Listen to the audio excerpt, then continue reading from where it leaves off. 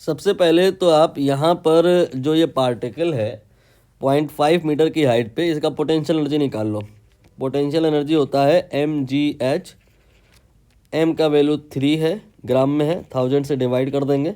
g की value 9.8 लेने पर एग्जैक्ट आंसर आएगा, बट इधर मैं राउंड ऑफ करके चल रहा हूँ, 10 ले लिया मैंने, और यहाँ पे 0.5 हो जाएगा।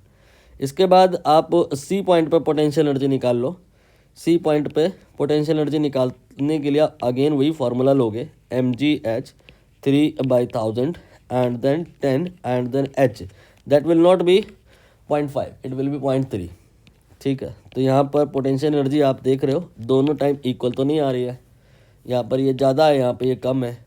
सोचो इक्वल कब आती, जब यहाँ पे दोनों जगह 0.5 होता, तो वो कब होता, जो ये ट्रैक है ना, अगर ये स्मूथ होता तो जितनी हाइट से आपने पार्टिकल को रिलीज़ किया है, पार्टिकल दूसरी साइड उतनी ही हाइट तक चला जाता, इन केस अगर ट्रैक स्मूथ होता देन।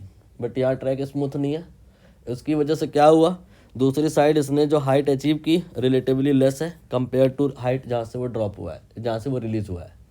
तो आप यहाँ पे समझ सकते हो हु इज कल्प्रिट, किसकी वजह से ये पोटेंशियल एनर्जी में लॉस आया है, बिकॉज ऑफ फ्रिक्शन। तो फ्रिक्शन फोर्स का वर्क कितना होगा, फ्रिक्शन फोर्स की वजह से क्या हुआ है, पोटेंशियल एनर्जी में परमानेंट लॉस हुआ है। तो whatever be the potential energy loss, that will be equal to work done by friction force. तो पहले तो आप पोटेंशियल एनर्जी का लॉस निकाल लो कितना होगा। इसके लिए आप इसमें से इसको घटा दो, कॉमन फैक्टर में अलग कर ले रहा हूँ, 3/1000 and then multiplied by 10 and then 0.5 minus 0.3। इसको सॉल्व करेंगे तो ये 6 × 10⁻³ आ जाएगा। That much here is amount of the potential energy जो परमानेंटली लॉस हो गई है। और वो जो एनर्जी का लॉस है वो इसलिए हुआ है कि वहाँ पर फ्रिक्शन था, तो ये फ्रिक्शन का भी वर्क माना जाएगा। अब यहाँ पर क्वेश्चन में थोड़ी मुश्किल आने वाली है, जो कि समटाइम्स लोग डिस्कस नहीं करते हैं। बच्चों को क्या है, बस आंसर मिल जाए किसी तरह से, उन्हें ज़्यादा डिटेल में जाने की ज़रूरत समझ में आती नहीं, बट यहाँ है, अदरवाइज आप इन फ्यूचर कन्फ्यूज़ हो जाओगे। एवरेज फ्रिक्शनल फोर्स वगैरह ये सब पूछा है ना, यहाँ पे फ्रिक्शन फोर्स का वर्क नहीं पूछा है, यहाँ पे फ्रिक्शन फोर्स की वैल्यू पूछी है। वर्क हमें पता है और फ्रिक्शन फोर्स पूछा है, तो वर्क जो होता है वो तो फोर्स इनटू डिस्प्लेसमेंट होता है ना। तो कोई अगर हमें डिस्प्लेसमेंट बता दे, वर्क हमें पता है, फोर्स हम निकाल लेंगे। अब डिस्प्लेसमेंट यहाँ पे लोग कहेंगे ये 0.5 है और ये 0.3 है, सब मिला के 0.8 ले लो या 0.2 ले लो। अरे ये क्या बात हुई, ना 0.5 डाइजेस्टेबल है ना 0.2। क्यों, क्योंकि फ्रिक्शन जो है ना उसका जो डायरेक्शन है ना वो कांस्टेंट ही नहीं है। हम यहाँ पर इकट्ठे नहीं डिस्कस करेंगे, ए से बी के बीच की पहले मैं बात कर रहा हूँ।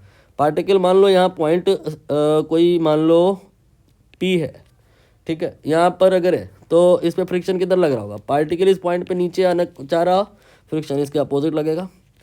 अब पार्टिकल मान लो इस क्यू पॉइंट पे आ गया जो बी के करीब है, इसका जो वेलोसिटी होगा टेंजेंशियल होगा इधर को, एंड इसी के अपोजिट फ्रिक्शन होगा।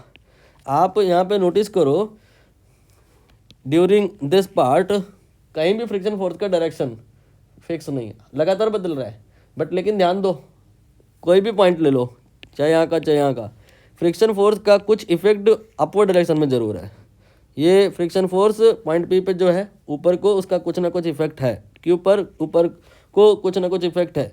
मतलब ए से पी पार्ट बी तक के पार्ट में एवरेज फ्रिक्शनल फोर्स डिटर्मिनेशन में हम यहाँ पर एज्यूम करेंगे कि अपवर्ड डायरेक्शन का में फ्रिक्शन फोर्स लग रहा है, ठीक है, अपवर्ड डायरेक्शन में इसका इफेक्ट है। मतलब होता क्या है कि जिधर का हमें फोर्स पता हो उधर का ही डिस्प्लेसमेंट लेना होता है।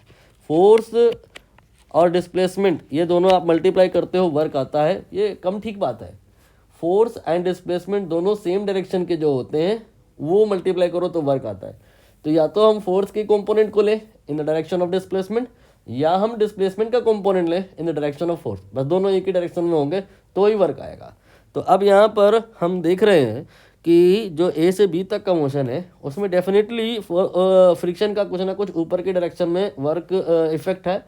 तो वही फोर्स अगर हम ले लें और डिस्प्लेसमेंट 0.5 जो नीचे को हुआ वो ले लें, तो फोर्स इंटू डिस्प्लेसमेंट जो करेंगे that will be the amount of work during A to B by friction force. ध्यान दो ये नेगेटिव भी होगा, क्यों? क्योंकि फ्रिक्शन फोर्स का जो इफेक्ट है वो अपवर्ड डायरेक्शन में और डिस्प्लेसमेंट डाउनवर्ड डायरेक्शन में।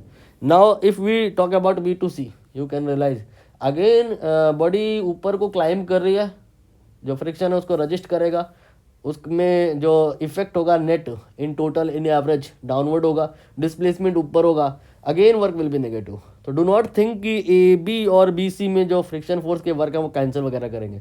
Both time work done by friction force will be negative and displacement यहाँ पर नेट 0.2 हुआ है मान सकते हैं हम, 0.8 हुआ है मान सकते हैं हम, हालांकि सब गलत है। हमें डिस्प्लेसमेंट से मतलब नहीं होता, हमें डिस्प्लेसमेंट वो वाला लेना होता है जो फोर्स की डायरेक्शन में होता है। तो displacement in the direction of force if we are talking about average friction force that will be 0.8। तो यहाँ पर कोई संदेह नहीं है कि अगर आप डिस्प्लेसमेंट 0.8 ले लो तो रॉन्ग नहीं माना जाएगा। स्ट्रॉन्ग रीजनिंग थी ये, बिना इसको जाने अगर आप सीधे 0.8 यहाँ रखते हो तो इनकम्प्लीट स्टडी कर रहे हो। तो यहाँ फ्रिक्शन आ जाएगा 6 × 10⁻³ एंड देन डिवाइड बाई 0.8। अब आप चाहो तो इसको सॉल्व कर लो, तो ये आई थिंक 6/8 लगभग 7.5 जैसा कुछ आएगा। देख लो, ये एक्चुअली बिल्कुल एग्जैक्ट मैच नहीं किया, उसका कारण है कि मैंने जो G लिया है वो 10 लिया है। आप 9.8 लोगे तो ये D ऑप्शन मैच कर जाएगा।